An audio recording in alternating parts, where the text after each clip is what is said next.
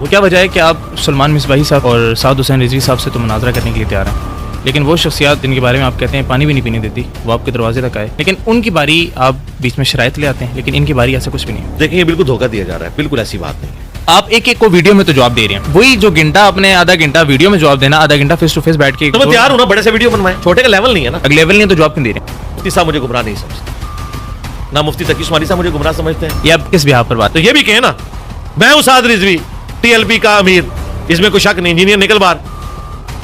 آپ کہہ رہے ہیں کہ وہ بھاگ رہے ہیں، عنایت الحق شاہ صاحب جو رکن شورا ہیں ٹی ایل پی کے، شمالی پنجاب کے امیر ہیں، ان کے بقول آپ بھاگ رہے ہیں، بلکہ میں آپ کے پلیٹ فارم سے آفر دیتا ہوں کہ سعد رضوی اس آفر پہ واپس آ جائے، اپنے اس چیلنج پہ آ جائے، میں انتظار کر رہا ہوں یہاں آ جائے۔ مطلب سعد رضوی صاحب آج بھی اگر آپ سے مناظرہ کرنے کے لیے آتے ہیں تو آپ وہ خود نے چیلنج دیا تھا، میں نے ایکسپٹ۔ عثمانی صاحب یہ کہیں گے کہ تم جو بریلویوں کے شرک کو ہائی لائٹ کرتے ہو یہ تم غلط کام کر رہے ہو، تو پھر مجھے حق پہ سمجھتے ہیں نا، لو سامو۔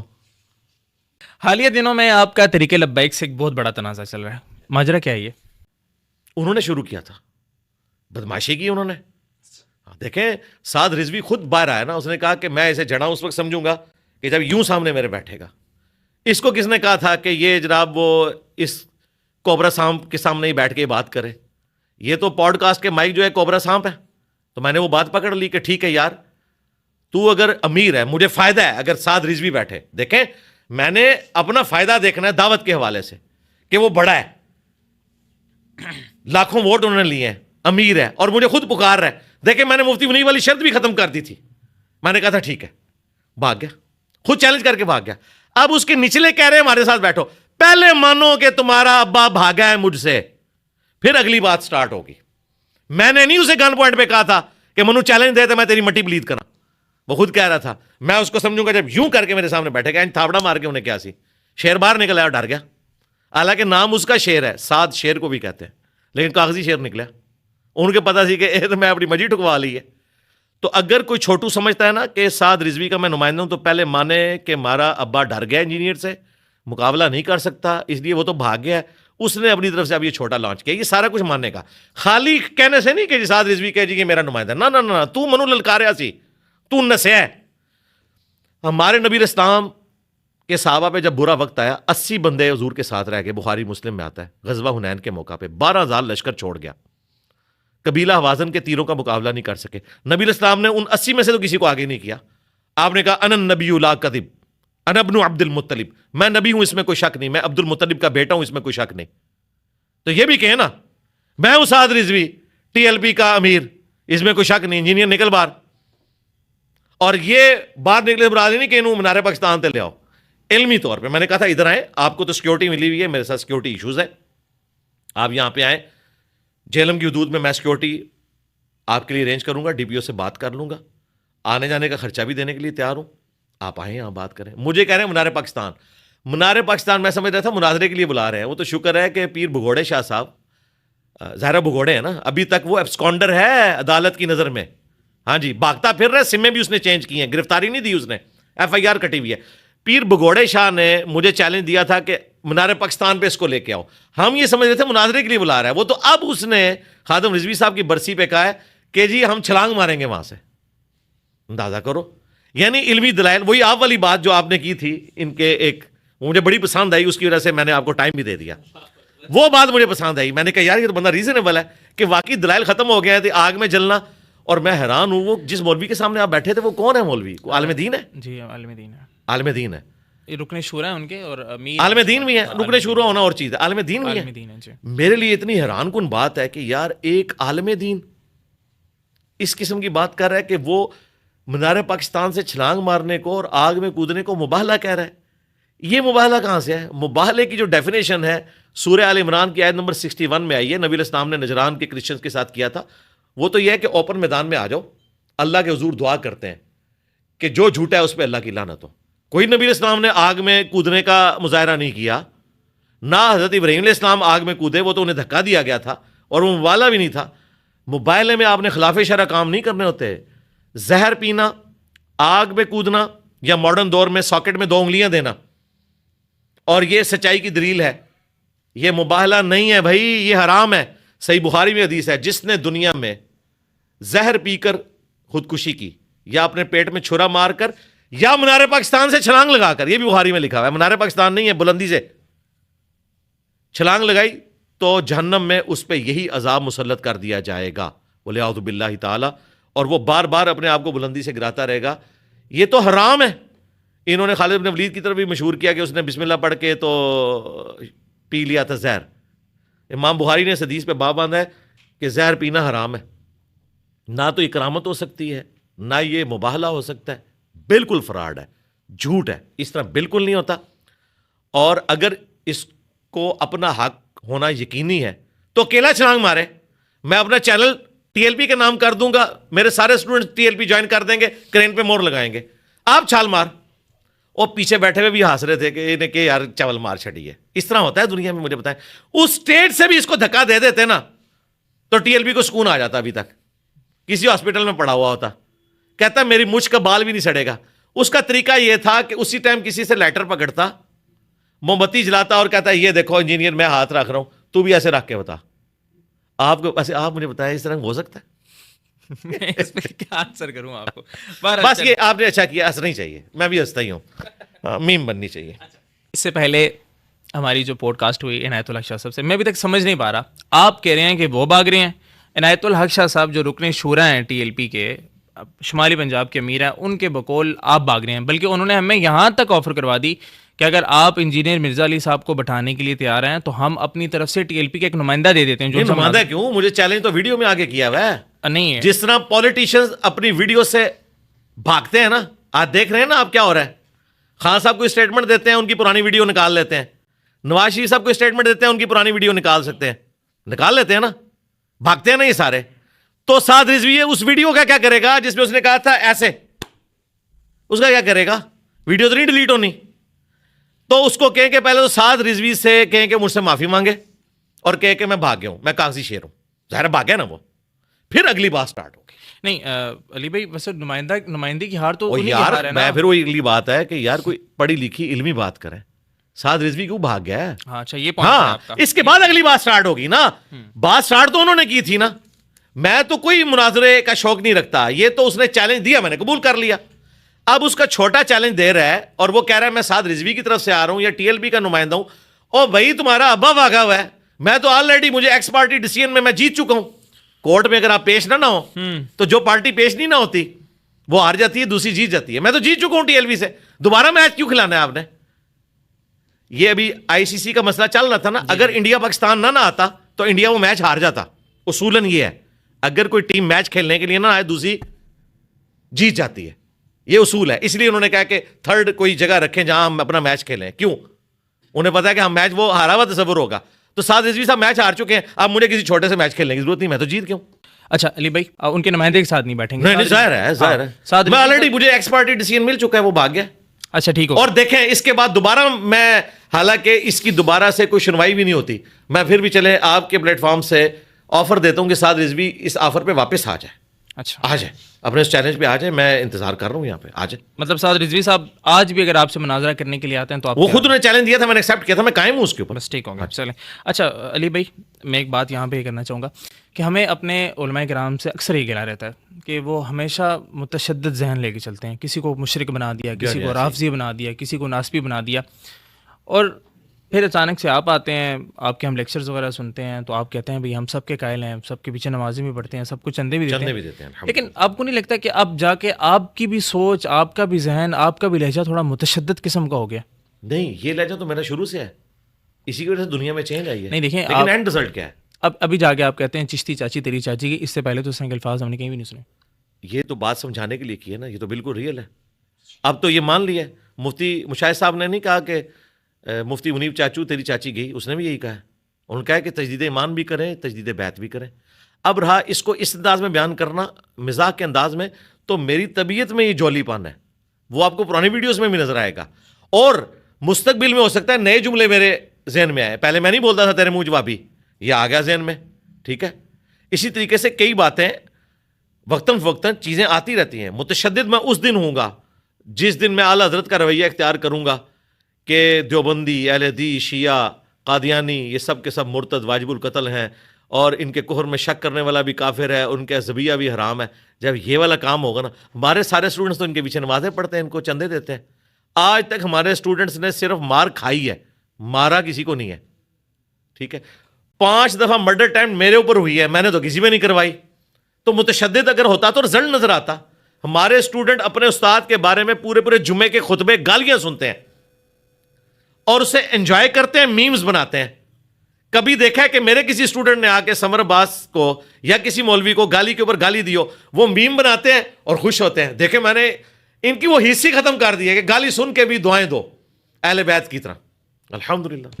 علی بھائی، ہم سے ابھی تک جتنی پوڈ کاسٹ ہوئی ہیں، ہم نے وہاں پہ یہ سوال لازمی رکھا ہے کہ ایسا کون سا طریقہ ہے کہ اتحاد اہل سنت یا اتحاد امت ایک دفعہ دوبارہ ہو جائے ان تمام تر دشمن قوتوں کے سامنے جو اسلام کو توڑنے میں لگی ہوئی ہیں؟ پہلی بات ہے کہ نبی کی غیر موجودگی میں یہ امپاسبل ہے. اچھا، یہ نہیں ہونا. نبی الاسلام نے تو پہلے ہی بتا دیا تھا کہ امت نے 73 فرقوں میں بٹ جانا ہے.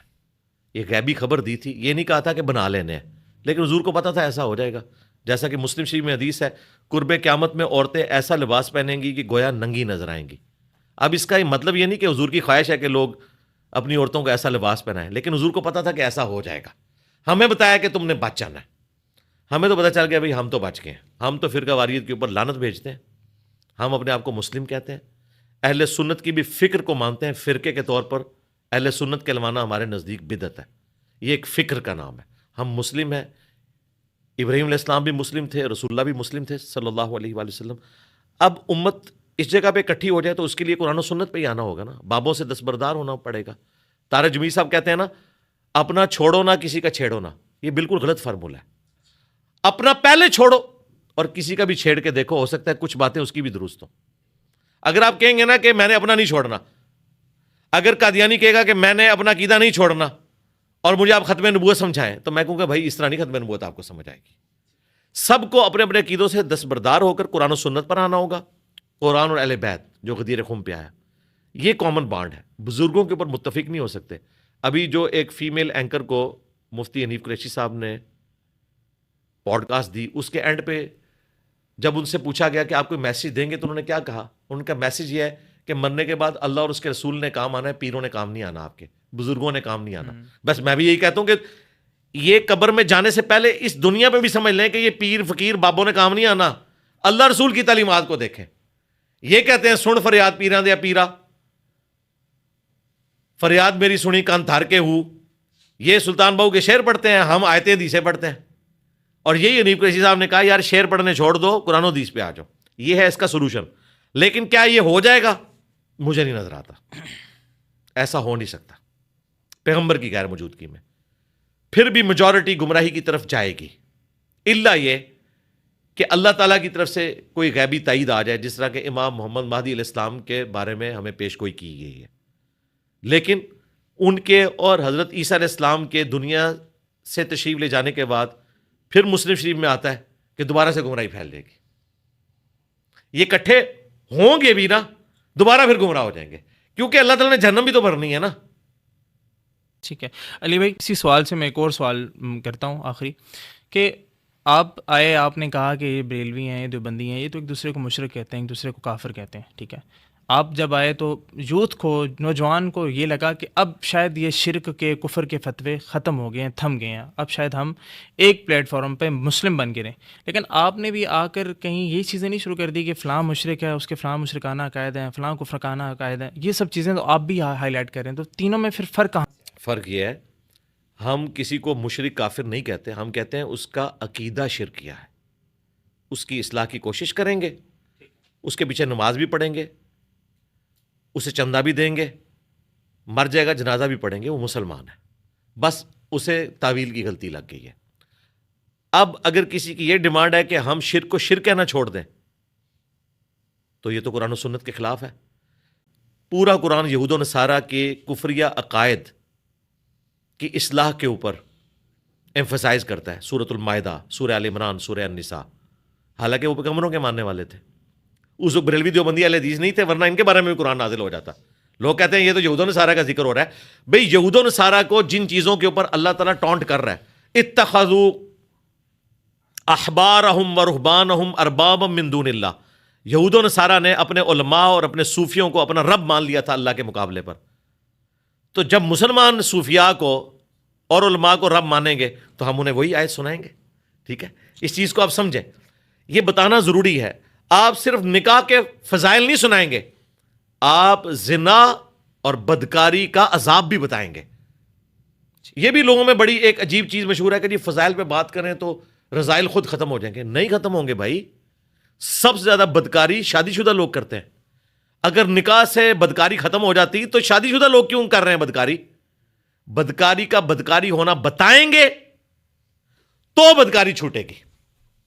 Point to be noted. ظاہر ہے جو غیر شادی شدہ لوگ ہیں وہ تو اس طرف گئے نہیں ہیں, جو اس طرف جاتے ہیں ان کا پھر مزید گناہ میں مبتلا ہونے کے چانسز زیادہ ہو جاتے ہیں اگر وہ خوف خدا نہیں رکھیں گے. تو ہم بتائیں گے کہ بھائی بدکاری حرام ہے, اس کی یہ سزا ہے, اور نکاح پاکیزگی ہے. آپ یہ نہیں کہہ سکتے میں بدکاری کا ذکر نہ کروں. اسلام دو چیزوں کے اوپر ایمفسائز کرتا ہے, امر بالمعروف و نہی عن المنکر. ہم یہ بتائیں گے. ہم صرف یہ نہیں بتائیں گے کہ نماز پڑھنے سے صحت اچھی ہوتی ہے, اللہ تعالیٰ خوش ہوتے ہیں, اس نے کس نے نماز شروع کرنی ہے. ہم بتائیں گے قرآن میں ہے وَأَقِيمُوا الصَّلَاةَ وَلَا تَكُونُوا مِنَ الْمُشْرِكِينَ. نماز قائم کرنا, مشرک نہ ہو جانا. پھر اس میں جملہ بولتا ہوں کہ نماز نہ پڑھنے والا پاکستان کے شناختی کارڈ میں مسلمان ہے, قرآن کی نظر میں وہ کافر ہے, مشرک ہے. اور مسلم شریف کی حدیث ہے بندے کے کفر اور ایمان کے درمیان فرق نماز ہے. اب آپ کہیں نہیں نماز کے فضائل بتائیں, آپ یہ نہ بتائیں کہ نماز پڑھنے والا جو ہے وہ نیکوکار ہوتا ہے اور نماز نہ پڑھنے والا مشرک ہو جاتا ہے. اس سے تو لوگ متنفر ہوں گے. بھائی اللہ کے نبی کو میں چیلنج کروں, نماز تو عمل ہے, اس کو حضور کہہ رہے ہیں چھوڑنے والا کفر اور ایمان میں فرق ہے, اور اللہ تعالیٰ کہہ رہا ہے کہ مشرک ہے. جو ڈائریکٹ عقیدے میں شرک کر رہا ہے میں اس کے شرک کو شرک نہ کہوں گا. ٹھیک ہو گیا. اچھا علی بھائی, آخر میں ہماری یوتھ, کوئی سوال رہ تو نہیں کیا؟ علی تشیوں والے رہتے تھے وہ آپ نے کٹ, وہ تو ایک پہلے ہمیں یہ 85% کے ساتھ ورلڈ کپ جیت جائے نا, شیعہ ہمارے ہو جائیں گے انشاءاللہ. ویسے ہی جب دیکھیں گے انجینئر صاحب نے سب کو مات دے دی, انجینئر صاحب کو تو شیعہ علی وہ مانتے ہیں نا. میری تو محبت اہل بیت میں کسی شیعہ کو دنیا میں شک نہیں ہے. جب وہ دیکھیں گے اس نے سارے سنیوں کو لٹا لیا ہے تو کہیں گے پھر انجینئر صاحب کے ساتھ تو غیبی تائید آ گئی ہے, وہ تو ویسے ہی مان جائیں گے انشاءاللہ. علی بھائی ہمارے ان نوجوانوں کو آپ کیا پیغام دینا چاہیں گے جو اس فرقہ واریت سے بری طرح تنگ آ چکے ہیں اور وہ اسلام پر چلنا چاہتے ہیں, ان کے لیے کیا راستہ ہے؟ راستہ یہ کہ خود قرآن پڑھیں, جس فرقے سے ہیں اسی فرقے کے بڑے عالم دین کا ترجمہ پڑھ لیں تاکہ اس وہم سے نکل جائیں کہ آپ کو کوئی ترجمہ پڑھنے سے روکے. بریلوی ہیں تو حمزہ بریلوی کا ترجمہ پڑھ لیں, دیوبندی ہیں تو اشرف تھانوی صاحب کا ترجمہ پڑھ لیں, اہل حدیث ہیں تو جونا گڑھی صاحب کا ترجمہ پڑھ لیں, شیعہ ہیں تو فرمان علی شاہ صاحب کا ترجمہ پڑھ لیں, تاکہ اس جھگڑے سے باہر نکلیں کہ دوسرے کا ترجمہ پڑھا ہے. سب نے ایاک نعبد و ایاک نستعین کا ترجمہ ایک ہی طرح سے کیا ہے. الفاظ کے چناؤ کا فرق ہے لیکن سب نے اللہ ہی سے مدد مانگی ہے. تو بھائی نماز کے باہر بھی پھر اللہ ہی سے مدد مانگیں, اپنے عقائد کی اصلاح کریں. اس کے بعد احادیث کی کتابیں پڑھیں, تمام علماء دین کو سنیں. یہ نہ کہ میں فلاں کو نہیں سنوں گا یہ گمراہ ہے, نہیں, جس کو لوگ گمراہ کہہ رہے ہیں اس کو پہلے سنو, آپ دلائل کو دیکھیں. آپ مجھے بتائیں باپا جانی کو دیوبندی تو کہتے ہیں گمراہ ہے, تو کیا دعوت اسلامی والے دیوبندیوں کی بات سن کے باپا جانی کو سننا بند کر دیں گے؟ وہ کہیں گے یار یہ تو زیادتی والی بات ہے. تو بھائی آپ اپنے لیے بھی دیکھیں نا, اگر آپ کے مولوی کہہ رہے ہیں کہ الیاس گھمن صاحب کو نہیں سننا, مفتی عبدالواحد قریشی کو نہیں سننا, مفتی طارق مسعود کو نہیں سننا, تو ان کے مولوی کہہ رہے ہیں ان کو نہیں سننا, دونوں ہی غلط کہہ رہے ہیں. سب کو سنیں, جس کی بات قرآن و سنت کے مطابق ہے وہ لے لیں, جس کی نہیں ہے چھوڑ دیں. اور اس کا طریقہ کیا ہے؟ ریفرنسز آپ کے پاس اویلیبل ہے الحمدللہ. احمد بریلوی کا ترجمہ ڈھونڈنا کوئی مشکل کام نہیں ہے, بخاری شریف, مسلم شریف, بریلویوں کا ترجمہ ڈھونڈنا کوئی مشکل کام نہیں. ایک دفعہ چیک تو کریں کہ کہیں بریلویوں کی نماز تو قادیانیوں والی نہیں ہے. ویسے ہے جی, میں دس دیں قادیانی بھی انفی جے. ٹھیک ہے علی بھائی, بہت بہت شکریہ, آپ نے ہمیں آج وقت عنایت فرمایا. اللہ پاک آپ کے علم و عمل میں مزید برکتیں عطا فرمائے. ناظرین, اسی دعا کے ساتھ آج کی اس پوڈ کاسٹ کو اختتام کرتے ہیں کہ اللہ تبارک و تعالی ہم سب کو دین اسلام پر چلنے کی اور اس پر عمل پیرا ہونے کی, اس کو سمجھنے کی توفیق عطا فرمائے. ویڈیو اچھی لگے تو اس کو لازمی لائک کیجیے گا, چینل کو لازمی سبسکرائب کیجیے گا. اللہ تبارک و تعالی ہم سب کا حامی و ناصر ہو. اللہ حافظ.